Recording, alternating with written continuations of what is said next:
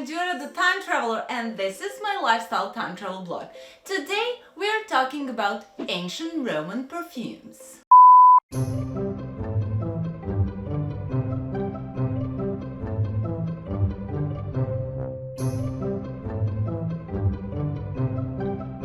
As you can imagine, ancient Rome did have a particularly pleasant smell.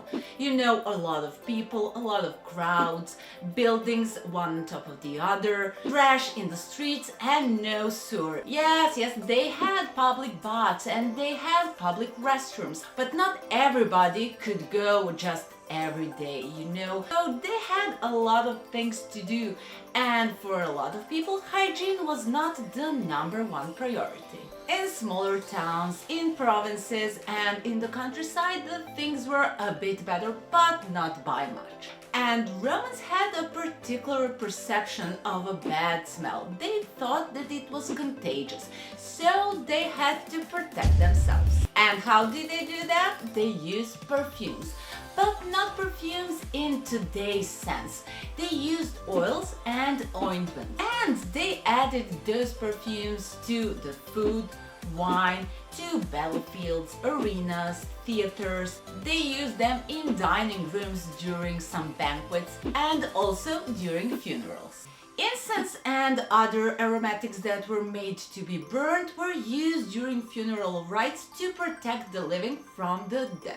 In the beginning, perfumes were made only for the elite, but soon after that, they were affordable to almost anybody. You see, you get what you pay for. If you want some exclusive, important ingredients such as balsam, myrrh, saffron or cinnamon, you had to pay, and pay a lot. But if you wanted to smell nice, if you consider rose water being a nice smell, then it was affordable to almost anybody. Pliny the Elder documents the favorite ingredients for Roman perfumes, and those were sweet flag, pomegranate, mastic, myrtle and cypress. And the most popular perfumes in ancient Rome were cyprinium, which was henna-based, rhodinon, which was rose-based, sucinium, lily-based, and the special Caesar's ointment, Depending on how fast an essence evaporates from the perfume, you have top notes, middle notes and base notes. Top notes are the ones that you smell the first, the ones that hit you immediately when you put on the perfume. But they also evaporate really quickly. Middle notes are the ones that give the body to the perfume, and they're usually floral or spicy.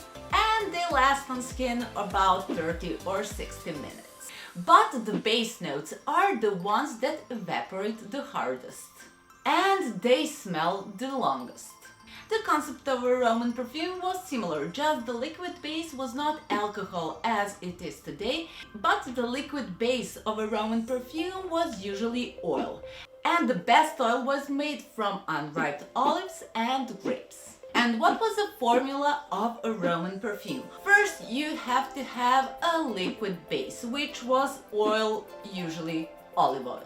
Then you put some essential oil like rose or lily. And then in order for it not to spoil, you have to add a preservative, which was usually salt.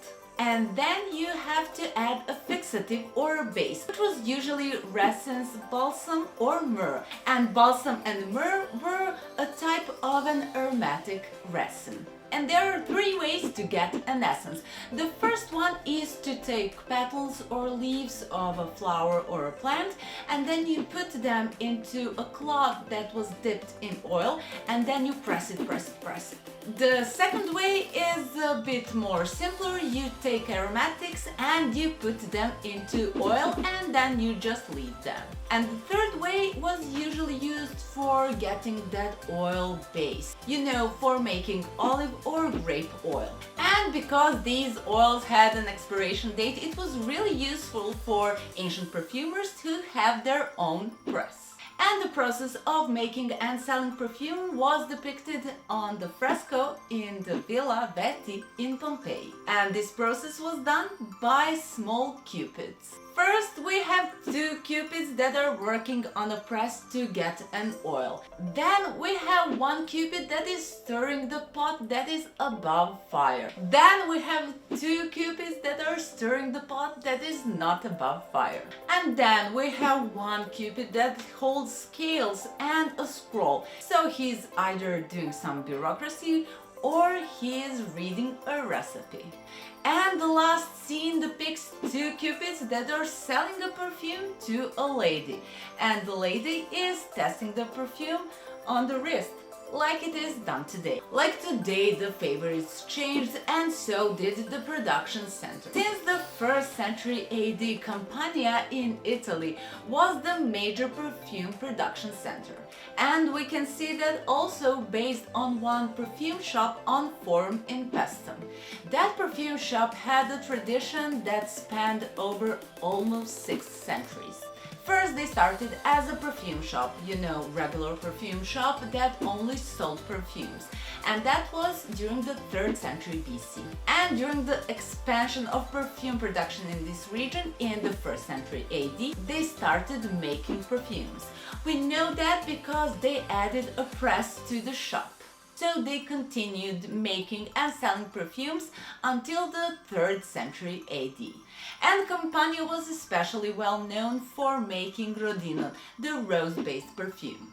And now some fun facts about ancient Roman perfumes. Do you know that Romans used perfumes in arenas and theaters? Yes, they used special machines to spray perfumes on the audience. And they were called sparsiones. It was really convenient to mask the odor of people, the crowd, the beasts in the arena, and death. That was pretty much inevitable during fights, but also to refresh people during hot Roman summers. And the nearer you are to the arena floor, the greater chances are for you to be sprayed, but also stained because they used saffron. Caesar's ointment, fresh olive oil, cypress, lemongrass, calamus, yellow melilot, fenugreek, cat thyme, majoram, talinum, Caesar's ointment.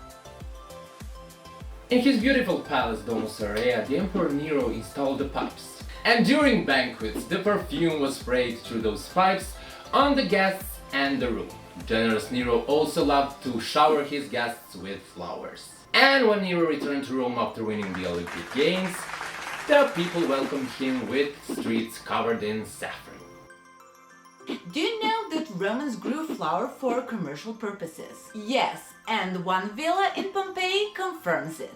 The Garden of Hercules in Pompeii had irrigation canals. And pollen analysis have confirmed that in this garden violets, lilies and roses were grown for making perfume. The most luxurious perfume in the ancient Rome was cyprinium. And the main ingredients of this perfume were henna, cardamom, myrrh and cinnamon, which was optional. All these ingredients were imported, which made this perfume very exclusive and expensive. The process of making this perfume was very complex, and that also influenced the price. Luxurious cyprinium, exclusive cyprinium, import cyprinium.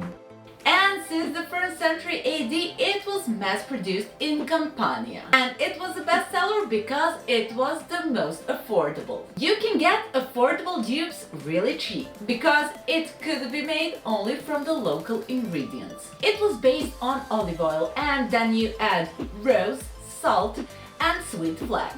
But if you want a luxury version, you ask for a rhodinon based on sesame oil. Because sesame oil was an import, so it was expensive.